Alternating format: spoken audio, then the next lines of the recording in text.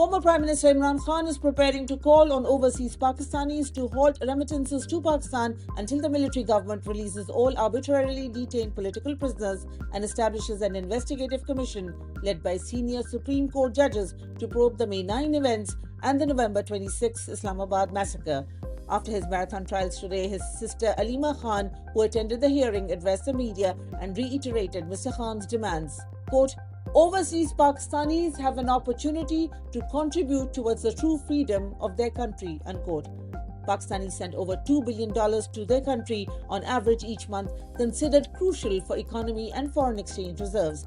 Analysts have compared the civil disobedience against the undeclared martial law in Pakistan as a political move similar to countries withholding aid when human rights deteriorate. Former Prime Minister Imran Khan's party has announced that it will hold a jirga or an assembly of elders in Peshawar on December 13 to discuss grievances with the federal government. PTI is the largest federal democratic party of the country. Its supporters continue to be targeted by the Pakistani military government, particularly the Pashtuns. In the capital Islamabad, the security agencies and the Islamabad police are rounding up members of the Pashtun community arbitrarily, profiling them, shutting down their businesses and placing terrorism charges against them. The targeting of PTI supporters and Pashtuns has escalated following the Islamabad massacre, during which Pakistani security agencies used snipers armed with American-supplied weapons to kill unarmed peaceful protesters.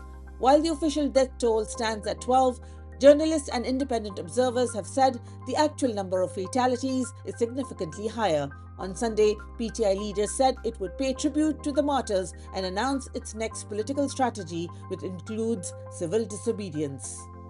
The World Population Review (WPR) has ranked Pakistan 198th globally in internet speed rankings, below war-torn countries like Palestine, Iraq, Lebanon and Libya. According to WPR's recent report, the average mobile internet download speed in Pakistan is 19.59 megabits per second, while broadband internet averages 15.52 megabits per second. In a recent report, Al Jazeera said Pakistan's military government has deployed Chinese technology to build what some senior officials familiar with the project are calling a new national internet quote-unquote firewall that will allow authorities to monitor online traffic and regulate the use of popular apps with greater control than before.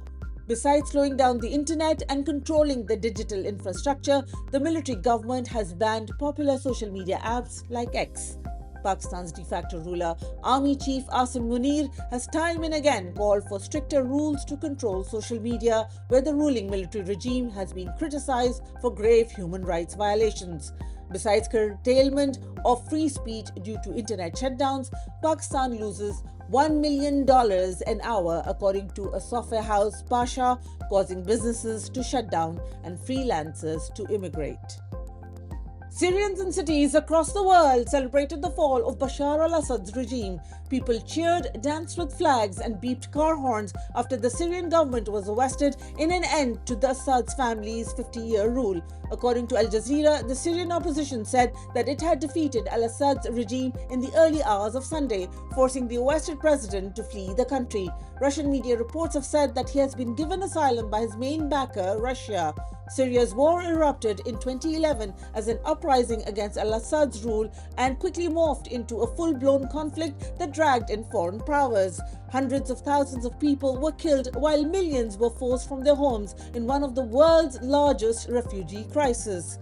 Quote, "Finally, we are free," unquote, exclaimed Bassam al-Hamada, 39, among 5,000 people at an exuberant rally in the capital of Germany, where the 1 million plus Syrians make it the largest diaspora in Europe. Syrians in Athens, Belgrade, Istanbul, London, Paris, Stockholm and Vienna also waved flags in the green, red, black and white colors of the Syrian opposition and made clear their hostility to Assad.